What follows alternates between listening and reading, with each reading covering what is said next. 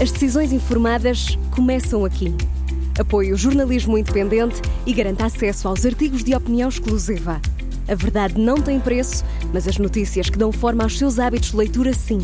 Agora, com 20€ de desconto. Assine em observador.pt.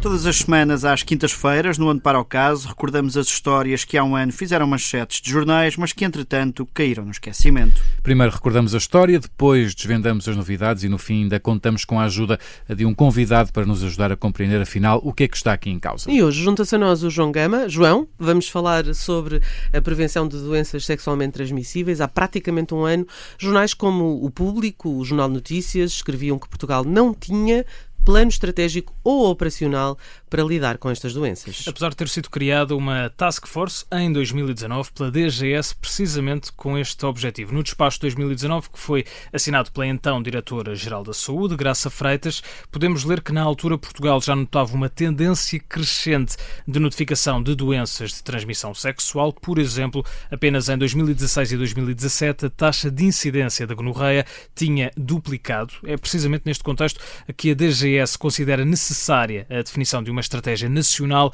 para a redução de casos de infecções sexualmente transmissíveis e assim criou uma task force que cessou funções 2 anos depois, em 2021. Mas a adivinhar pelas notícias que aqui nos trouxeste, João, sem grandes resultados. O Jornal de Notícias resume assim o caso em janeiro do ano passado. A task force foi criada em 2019, veio a Covid, foi-se a Covid, foram elaboradas normas clínicas que nunca tiveram seguimento e acrescenta o jornal que os médicos que integraram esta equipa esperavam que depois das eleições do ano passado o dossiê finalmente saísse da gaveta.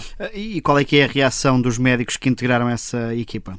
No total são 15, Miguel. A Task Force era composta por 15 membros permanentes. Há um nome que se destaca, a própria Rita Sá Machado, que hoje é, claro, a Diretora-Geral da Saúde, a sucessora de Graça Freitas no cargo. Integrava este grupo ao lado de especialistas como Cândida Fernandes, a médica especialista do Hospital dos Capuchos, conta ao Observador que houve um principal cuidado pelo travão a fundo no trabalho, foi a pandemia de Covid-19. Uma avalanche, um tsunami que passou, digamos, que ocupou todos os sistemas de saúde a todos os níveis. Claro. E levou, obviamente, e em todos os países, e não houve nenhum sistema que conseguisse fazer isto de outra maneira, outras situações tiveram que ficar para trás, tiveram que ser para segundo plano, não é para trás, para segundo plano.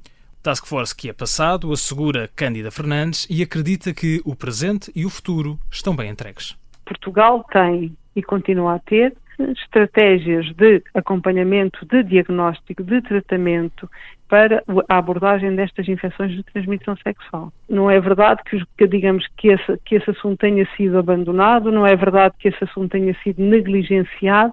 Cândida Fernandes acredita que a DGS continua a trabalhar na prevenção de doenças sexualmente transmissíveis com ou sem Task Force. Bom, mas se essa Task Force é passado, o que é que temos agora no presente? É um programa prioritário para as infecções sexualmente transmissíveis e também para o VIH. Este é um dos 12 programas de saúde que são considerados prioritários pela Direção-Geral da Saúde. Ainda está em vigor, mas não tem direção desde 2022, quando, na altura, a médica Margarida Tavares deixou o programa pela Secretaria de Estado da Promoção da Saúde. E isso aconteceu há quase 3 anos.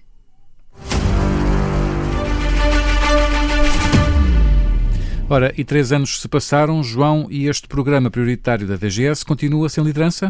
Recorrendo ao site da Direção-Geral da Saúde, vemos que o nome de Margarida Tavares ainda consta como diretora do programa e mais, dos 4 especialistas que davam apoio à diretora, pelo menos o psicólogo clínico Ricardo Fuentes já não faz parte desta equipe. O programa tinha objetivos como garantir estratégias nacionais de prevenção deste tipo de doenças, organizar a vigilância epidemiológica e promover a capacitação de profissionais de saúde. Parece parado no tempo. Nas orientações programáticas, neste mesmo site, apenas estão visíveis despachos de 2021, com a nomeação da diretora, que, já sabemos, deixou o programa em 2022. E é lá onde podemos até ler uma nota que assegura que as orientações estratégicas nacionais e o plano de ação para o período entre 2022 e 2025 está ainda a ser elaborado. E nestes 2 anos, em 2021 e 2022, Margarida Tavares, enquanto foi liderando o programa, conseguiu identificar algum problema com o funcionamento da DGS? Uma mão cheia de problemas, Miguel. Ao Observador, a última diretora do programa, recorda como enormes dificuldades, a falta de recursos humanos, a dificuldade na contratação de especialistas e a dificuldade de gastar o dinheiro disponível. Aliás, Margarida Tavares nota mesmo que estes problemas são comuns a praticamente todos os programas prioritários da DGS e, numa longa resposta por escrito ao Observador, recorre à experiência enquanto Secretário de Estado para alertar que estes programas prioritários, apesar do nome, não tinham uma estrutura funcional, não têm equipas próprias e são dependentes de técnicos partilhados na DGS. Mais de 2 anos depois ainda não foi substituída no cargo, algo que considera ser muito mais do que uma simples falha administrativa, mas sim um problema estrutural e uma falha na forma como estes programas não só estão organizados, como são financiados. Os dados mais recentes são apenas de 2023, do Centro Europeu de Prevenção e Controlo de Doenças, e mostram um aumento significativo do número de casos. Precisamente nesse ano, cerca de 100 mil casos foram reportados na Europa, o que representa um aumento de 31% face a 2022. Quase metade das infecções verificam-se em mulheres entre os 20 e os 24 anos. Aqui estamos a falar da doença da gonorreia. No mesmo ano foram confirmados mais de 40 mil casos de sífilis em 29 países, ou seja, um aumento de 13%, aqui com taxas mais elevadas a serem observadas entre homens dos 25 aos 34 anos. E sem surpresas, João, esta realidade preocupa especialistas em saúde e também a sociedade civil. Começamos pela ordem dos psicólogos. A psicóloga Joana Alexandra pede uma abordagem holística às autoridades de saúde, focada na promoção de comportamentos saudáveis e a começar o mais cedo possível nas escolas. Deveria haver, não é? Portanto, esta aposta nas escolas, um bocadinho seguindo o ditado, não é? O provérbio que é mais vale prevenir do que remediar, porque estamos precisamente a assistir a estes números em jovens e em jovens adultos. A ordem de estar disponível para trabalhar com a DGS pede uma aposta focada na saúde preventiva. Já na sociedade civil, Ricardo Fernandes é diretor adjunto do GAT, o Grupo de Ativistas em Tratamento, pede cautela na hora de interpretar os dados sobre os aumentos das ISTs e diz que um programa prioritário há mais de 2 anos sem liderança é, na verdade, um sintoma de um problema maior. Obviamente, há aqui uma falta de visão de saúde pública, epidemiológica, de estratégia, de eficiência, não é? E depois não deixa de...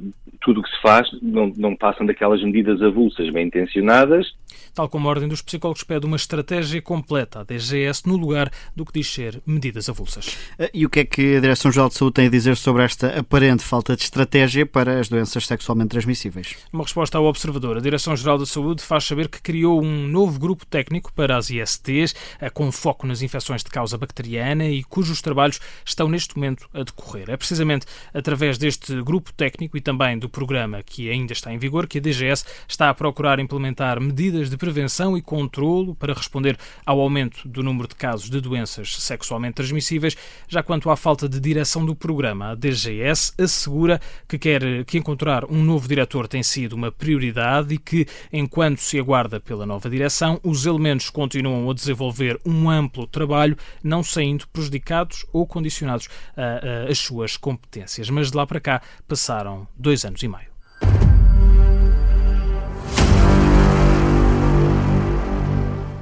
Junta-se a nós a médica Isabel Casella, é membro da direção do Colégio de Doenças Infecciosas da Ordem dos Médicos, é também especialista neste tema das infecções sexualmente transmissíveis. Boa tarde, doutor, obrigado por se juntar a nós e queria começar por lhe perguntar sobre os dados mais recentes do Centro Europeu de Prevenção e Controlo de Doenças. Falámos neste programa deles, há um aumento de 31% nos casos de gonorreia e 13% nos casos de sífilis. Devemos estar preocupados com estes números? E assim, como em todas as doenças infecciosas em que se vê um aumento significativo dos números, devemos estar preocupados, sem dúvida, porque estamos a falar de infecções em que temos, neste momento, uma possibilidade de prevenção. São doenças que têm vias de transmissão bem conhecidas, nomeadamente doenças sexualmente transmissíveis e, como tal, são facilmente preveníveis. O aumento dos seus números é preocupante no sentido em que sentimos aqui que há alguma falha a nível da prevenção. O facto de haver este aumento nos números, por outro lado, também tem uma coisa que me preocupa menos, porque significa que também estamos a rastrear mais, ou seja, estamos mais atentos, estamos a procurá-las mais e, como tal, a identificá-las mais. Mesmo assim, considera que há um aumento de casos por descuido? É uma questão de as pessoas deixaram de se preocupar com este tipo de doenças, tendo em conta que elas têm depois um acompanhamento profilático e médico? Não creio que seja uma situação de descuido. Portanto, eu acho que temos aqui diversos fatores e, efetivamente, o relatório do ECDC, que é o relatório de onde vocês tiraram estes dados, eles próprios se debruçam, dizem que não temos ainda propriamente uma explicação para o motivo do aumento destes dados, sendo que podemos explicar de diversas formas. Tal como eu disse, uma delas é o aumento da notificação. Com a divulgação e o aumento do programa de prevenção de pré-exposição ao VIH, portanto, vulgo PrEP, são doentes que estão em seguimento a fazer uma terapêutica que serve como prevenção pré-exposição do VIH.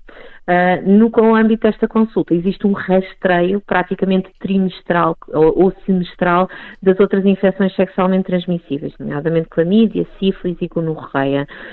O facto de haver mais rastreio leva também a um aumento da notificação. Temos aqui outras situações que têm surgido, que é também, há aqui um aumento das práticas sexuais, com um aumento daquilo que se pensa na comunidade mais jovem do número de parceiros sexuais, menos uso de preservativo e aquilo que também é uma situação que nos levanta algumas preocupações, embora esteja a ser bem estudada e temos imensos colegas na área da psiquiatria que se têm indicado muito a isto, que é a questão do chemsex, que é o sexo sob o efeito de drogas, sendo que é uma prática sexual que leva a um maior descuido, aí sim, no uso do preservativo e, como tal, pode levar a um aumento dos casos de infecções sexualmente transmissíveis.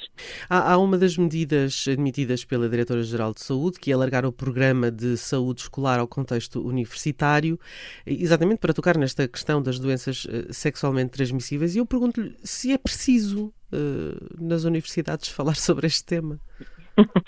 É assim, eu acho que sem dúvida é preciso falar nas universidades, é preciso falar fora das universidades, é preciso falar à população em geral. Existe muito baixa literacia para a saúde em Portugal, infelizmente, principalmente na área da saúde sexual. Há pouco conhecimento, nós somos um país de raízes extremamente católicas e, como tal, é um tema que sempre foi considerado muito tabu, sempre foi pouco falado.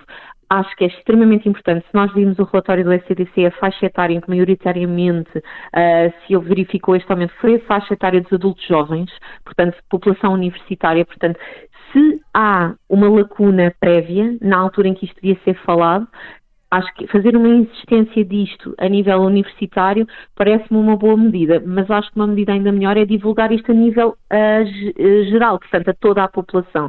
Divulgar com mais campanhas, etc. Nós em Portugal temos excelentes organizações de base comunitárias que fazem um trabalho excelente na área da literacia para a saúde e também da prevenção e rastreio. E, como tal, acho que podemos e devemos usar estes recursos para também divulgar mais esta situação. E esse deve ser o foco, no seu entender, das políticas de saúde pública para enfrentar estes dados e para tentar que não haja uma subida e um aumento do número deste número de casos? Eu acho que o foco deve ser, sem dúvida, na prevenção. E a prevenção passa também pela literacia, porque se nós não tivermos conhecimento de que estas infecções existem, não tivermos conhecimento de como as prevenir, sem dúvida que não vamos conseguir chegar e diminuir os dados. Porque, tal como eu disse, são doenças que são preveníveis, quer pelo uso de preservativo, que é o método mais eficaz para prevenir estas infecções, como através, por exemplo, o rastreio precoce. Se nós identificarmos pessoas que estão positivas e as tratarmos a tempo, mesmo pessoas, porque frequentemente as infecções sexualmente transmissíveis são também assintomáticas, ou seja, pessoas transmitem-nas mas não têm sintomas, ou seja, daí a importância de termos algum nível de rastreio para evitarmos esta transmissão. E pronto, obviamente as práticas de sexo seguro são sempre extremamente importantes. Neste episódio do Onde Para o Casa contamos a história do Programa Prioritário da Direção-Geral de Saúde para as áreas das infecções sexualmente transmissíveis e da infecção pelo HIV. O programa não tem direção desde 2022. Há algum desnorte nas políticas públicas a envolver a prevenção das doenças sexualmente transmissíveis, por um lado, e por outro, o facto de haver um tratamento deixou as pessoas mais à vontade? Eu não creio que haja um desnorte. Acho que há sempre situações que surgem como mais prioritárias, mas no fundo a saúde é a prioridade e aqui o mais importante é que seja abrangente a todos. Acho que há um esforço, e nomeadamente agora com a nova norma de prevenção ao tal PrEP, o Programa de Prevenção Pré-Exposição ao VIH, saiu recentemente uma nova norma que já está a preconizar que seja dispensada a PrEP a nível das comunidades, ou seja, querem organizações de base... O que é que isso quer dizer, a PrEP? A PrEP é a profilaxia pré-exposição do VIH. Portanto, é uma terapêutica farmacológica. Neste momento em Portugal ainda só temos disponível por via oral, portanto com comprimidos, e que serve exatamente para prevenir a infecção por VIH nas pessoas que se consideram em risco de ter infecção por VIH, quer porque tenham comportamentos de risco ou por outros motivos, e que procurem acesso a isto. Com este motivo, com esta nova orientação que saiu da norma da PrEP, vamos conseguir, sem dúvida, que também haja aqui uma maior abrangência na prevenção e no rastreio de outras ISTs, sendo sempre com a ressalva que, lá está, infelizmente, quando rastreamos mais, também acabamos por identificar mais. Isabel Casella, muito obrigado por ter aceitado o nosso convite de vir ao Onde Para o Caso. Isabel Casella, da direção do Colégio de Doenças Infecciosas da Ordem dos Médicos, também especialista em infecções sexualmente transmissíveis. Daqui a uma semana temos um novo episódio. Até para a semana.